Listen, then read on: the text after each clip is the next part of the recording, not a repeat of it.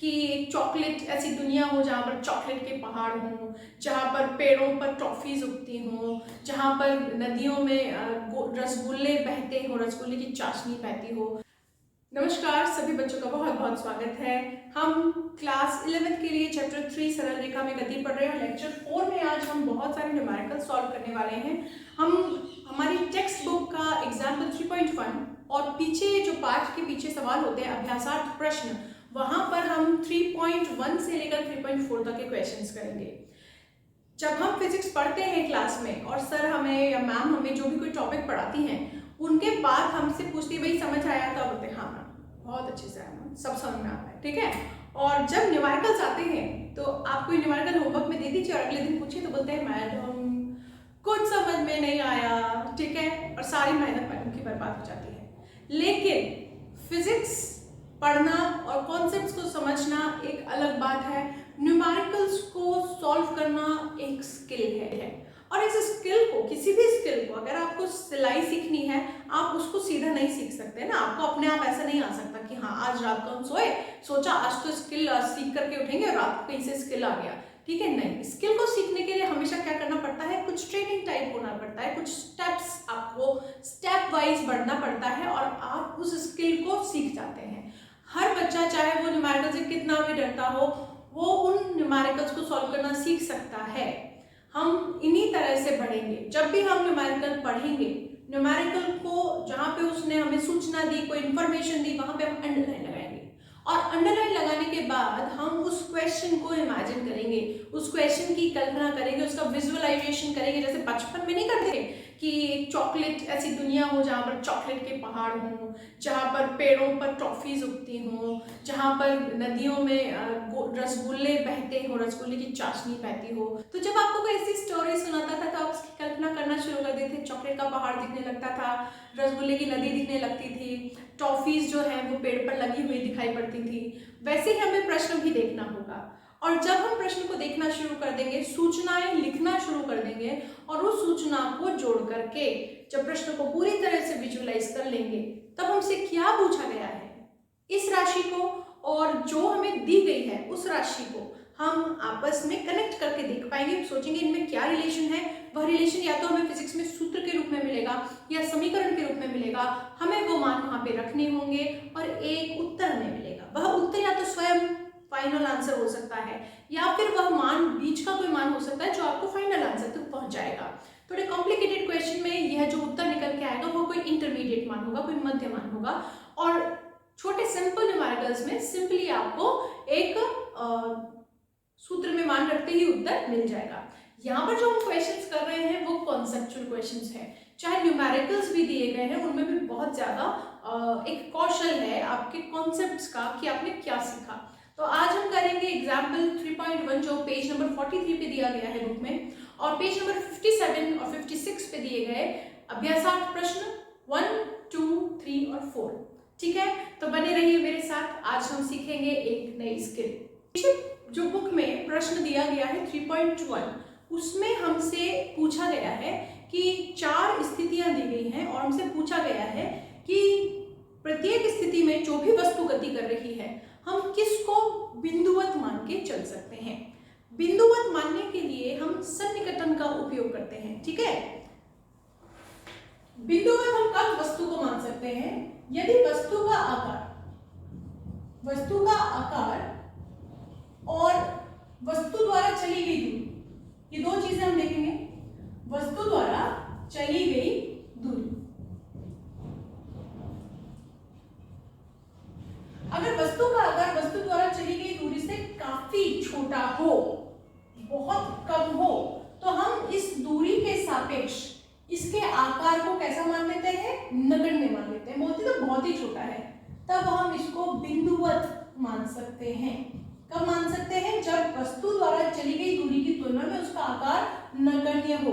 जैसे आप कोटा से जयपुर जा रहे हो और इस दूरी में आप एक कार 300 किलोमीटर के लगभग लंबा सफर आप अगर 4 मीटर की गाड़ी से कर रहे हैं, 4 मीटर 300 किलोमीटर के कंपैरिजन में काफी छोटा डिस्टेंस है, इसलिए हम इसको बिंदुवत मान सकते हैं। इसके आकार का कोई हमारे लिए इंपॉर्टेंस नहीं बचता, ठीक है।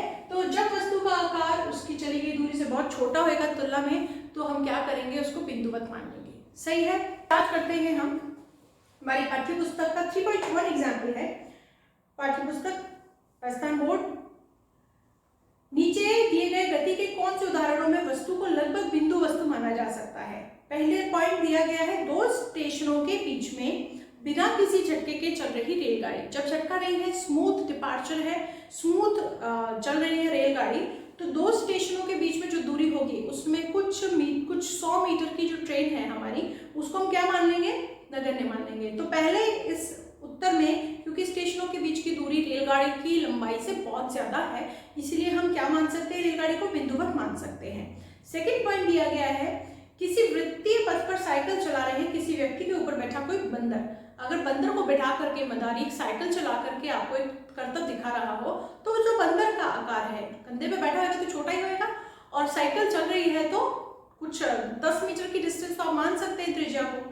तो इस तरह से हम देखते हैं कि दूरी जो है वो बंदर के आकार में काफी बड़ी है, और ये भी बहुत आसानी से चल रही है, कोई झटका नहीं आना है इसमें, हमें कहीं नहीं बताया गया है। तो हम बोलेंगे कि बंदर भी कैसा है, बिंदुवत माना जा सकता है। तीसरा पॉइंट है, जमीन से टकराकर तेजी से मुड़ने वाली क्रिकेट की कोई फिरकती गेंद। पहली बात तो फिरक रही है, रोटेशन हो रहा है। दूसरी बात, जमीन से टकरा रही है, टकराने पर जो गति हुई, ये फिरकती हुई गेंद ये टकराई और टकरा के जो गति किया, तो टकराने में ये जो गति हुआ है ना, वो बॉल के आकार की गति है, इसीलिए यहाँ पर हम बॉल को बिंदुवत नहीं मान सकते हैं। ठीक है, तो जमीन से टकराकर तेजी से मुड़ने वाली क्रिकेट की फिरकती गेंद चूंकि घूम रही है और दूसरी बात टकरा रही है, इसीलिए इस टकराने वाले स्थिति के लिए हम इसके आकार को इसकी गति के तुल्य मान पाते हैं और इसीलिए से बिंदुवत नहीं मान सकते हैं।